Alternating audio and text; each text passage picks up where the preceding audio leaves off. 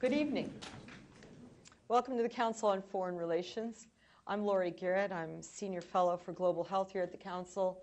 I run the Global Health Program, as my stupid name tag informs you.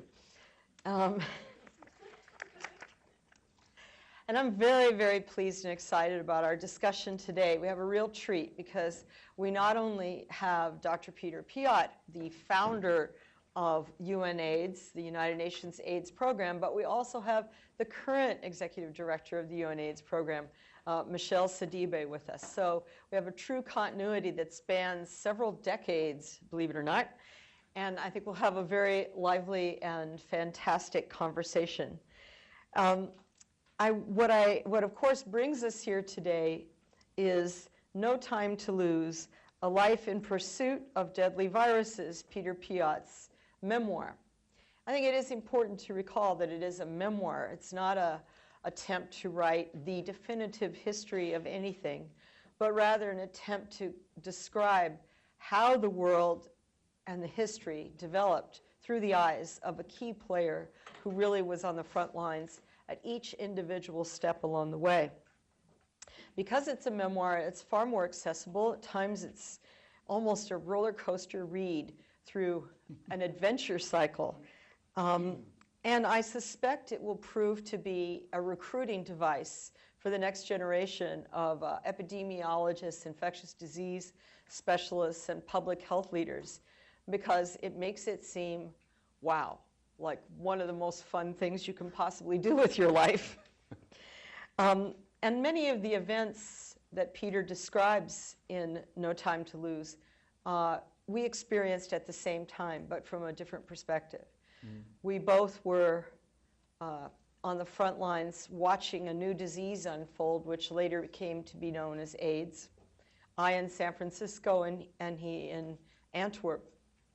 We both watched as a series of events unfolded that brought us to this collision course that we're on now in global health.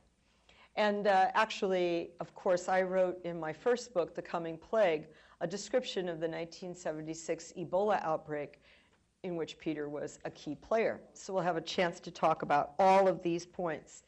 What we're going to do today is Peter and I are going to have a conversation for about 20 minutes, and then we're going to bring Michelle into the conversation for a bit, and then we're going to open it up to all of you here in the audience. So if you have questions as it goes along, try to remember them for later on. So Peter, you were a whopping 27 years old. You had finished medical school, but you were just getting started in your PhD efforts in microbiology at the Institute of Tropical Medicine in Antwerp. A mysterious test tube samples show up in terrible condition.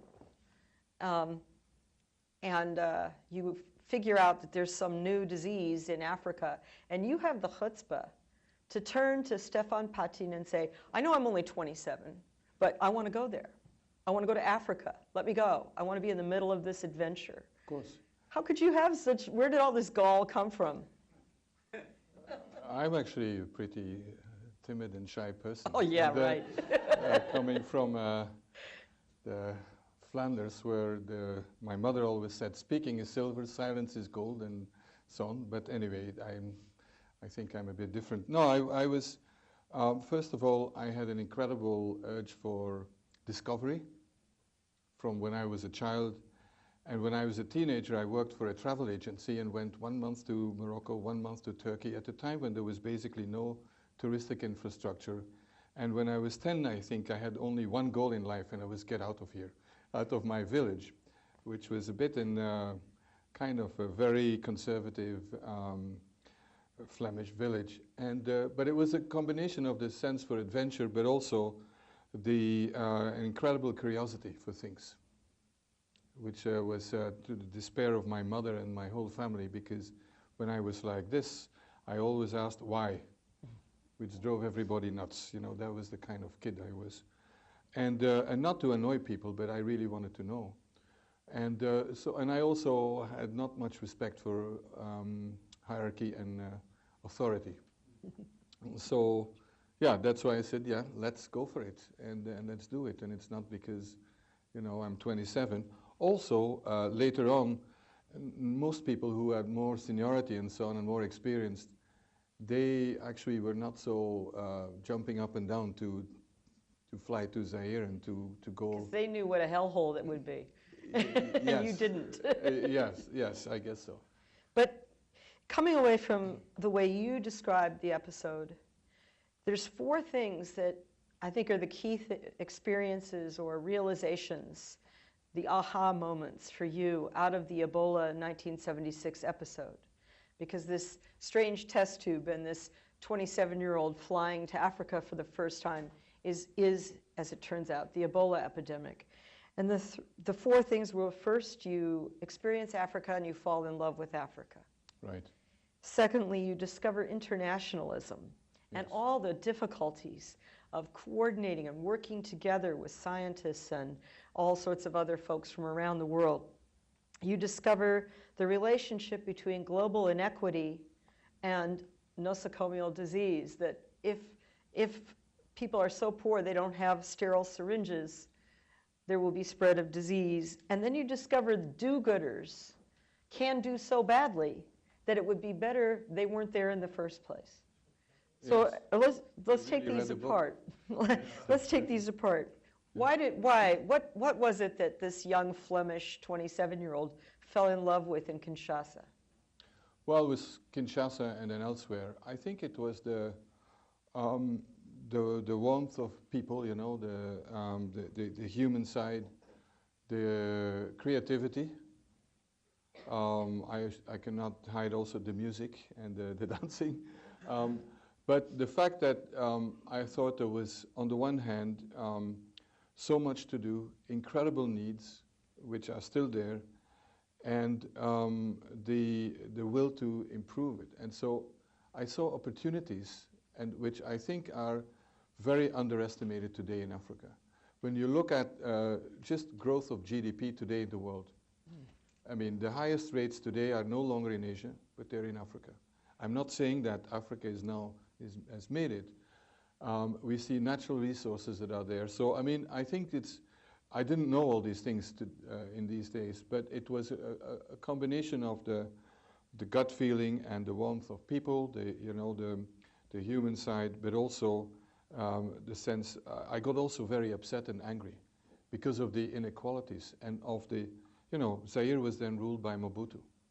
And there was a group of plutocrats, stealing the country to death, literally.